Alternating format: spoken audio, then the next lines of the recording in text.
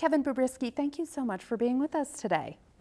It's great to be back in Albuquerque. I haven't been out here in quite a while, and it feels new and different, and yet the same as well. You know? Well, we're glad to have you here to talk about your book, Look Into My Eyes. This is just out from the Museum of New Mexico Press, and it is a collection of photographs that you took between 1981 and 1983 in northern New Mexico.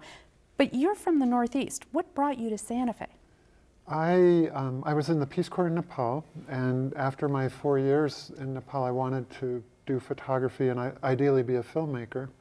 And someone at the Smithsonian said, go to Santa Fe, study at the Anthropology Film Center, and if you do well, you know, maybe you could do something back here with us. So I didn't get my driver's license until, you know, 1980. At the tail end of 1980, and bought an old French Renault and learned how to drive it, and learned how to drive it as I went from Massachusetts to Pennsylvania, out through Oklahoma, and eventually to New Mexico, and enrolled at the Anthropology Film Center, Canyon Road, Santa Fe. And that was my introduction to New Mexico, and then stayed for over 2 years. And so your book really, in some ways, is a snapshot of a period in time in the early 80s there. You know, we look at the hairstyles on these women, and we look at the collars on the men, the cars, the lowrider bicycles, and we're taken back to that time. But beyond that, what do you think this collection of images still says to us now about New Mexico that's still current and relevant?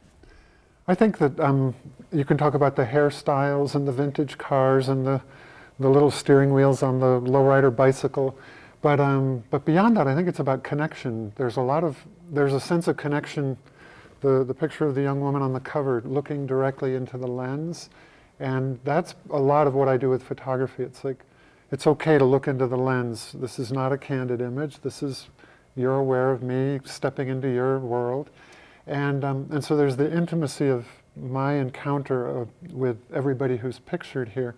But then there's a connection and sense of intimacy within the frame of boyfriend and girlfriend, or girls hanging out together, checking out the guys, guys hanging out together, checking out the girls. And I don't think that's changed.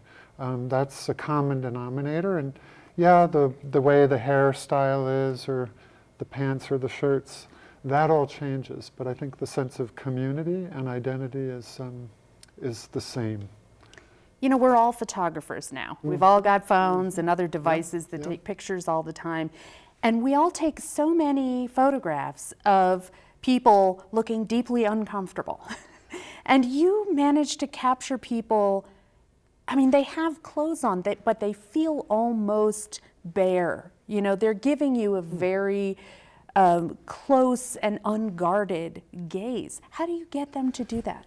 I'm not sure. You know, I posted one of the photos on social media, on Instagram a few days ago, and somebody from Nepal wrote and said, you know, people don't look at the camera that way anymore. And I said, well, maybe they don't, because there are so many cameras and so many iPhones, so many Samsung Galaxies in people's pockets. And so there's a casualness to the encounter, but even I use the iPhone every day, and I photograph people, and I wait for that moment of connection. And I think that that's what makes a photograph endure, is to really settle and to really decide that you're dedicated and committed to making an interesting image. And then it doesn't matter whether it's a big view camera on a tripod or a little handheld smartphone, you can have that power in the image. So I think that's timeless. And it's a matter of attention. It's like before photography, painters would sit with a subject and would take days to paint someone.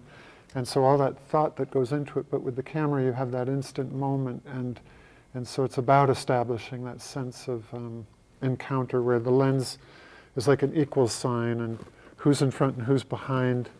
There's a common ground between the two. You did some work at the penitentiary in Santa Fe, the state pen up there. Did you find that common ground with the inmates when you were working with them? Yes, I was there for a few events. There was a powwow that I was invited to. A friend of mine, Steve Long, I can't remember what his official title was, but he brought me in a few times to the powwow. There was a weightlifting competition I was photographing. And then I worked through, I was able to bring my view camera there with Polaroid, positive, negative instant film. And I was able to teach photography to several of the residents there. And it was really interesting. It was very collaborative. And of course, with the view camera on a tripod, nothing is spontaneous. And so everything was, people in front of the camera carefully placed, carefully posed. And it was a really wonderful collaboration. But that was quite a while ago, and at some point I'll have to retrieve those images.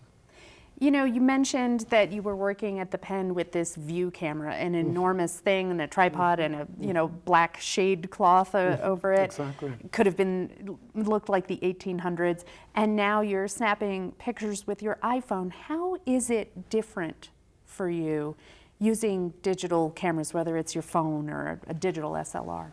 The biggest problem I find is I'm a curious person. Even at this point in my life, I'm very almost childlike in my curiosity, and I think many people are. If they're a writer or a poet or a painter, they have this capacity and enthusiasm about doing their work. So I feel that way as well. And so now with digital media, I shoot so many images. I have 128 gigs on my iPhone, and it's always kind of getting up to the upper levels. And then what I find is that I don't have time to properly edit my work.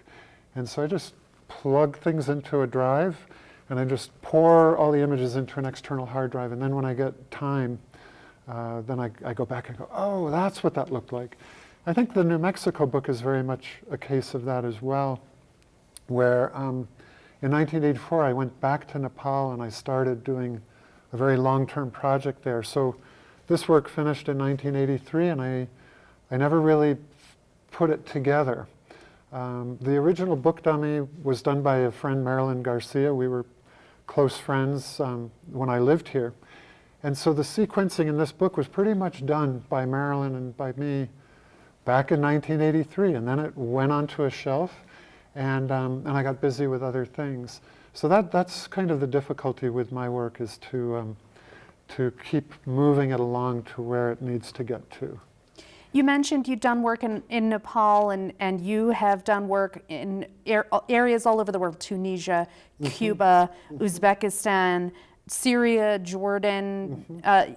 Is there something so exotic about New Mexico that it belongs in that list? Definitely, without question. I was here in summer of 2014. I took the road from Santa Fe to Española through Truchas, and I can't think of the other, Mora, and the high road to Taos. It was just like stepping back in time in some ways, and just beautiful and magical, and the light. But I'm a tourist in my backyard in Vermont. If there's a fresh snowfall or a rainstorm, or it's a sunny day, or it's spring or fall, I look at my own backyard with that same excitement and enthusiasm. That's what I try and bring to my students as well. I may be 3 times as old as my students, where I teach at Green Mountain College in Vermont, but I sometimes I don't see that level of curiosity in them. And so, yeah, New Mexico's interesting, my backyard is interesting, Uzbekistan is. It's all really a matter of being open to what's there.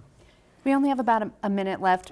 You've been here for a couple days. What have you noticed? What have you observed that strikes you as different from the last time you were here, from the 80s when you took these? Right. I think I tried to go to San Gabriel Park yesterday. I had a very little piece of time, and I couldn't find how to get in there because I wanted to see if people were there and what they looked like and what the place looked like.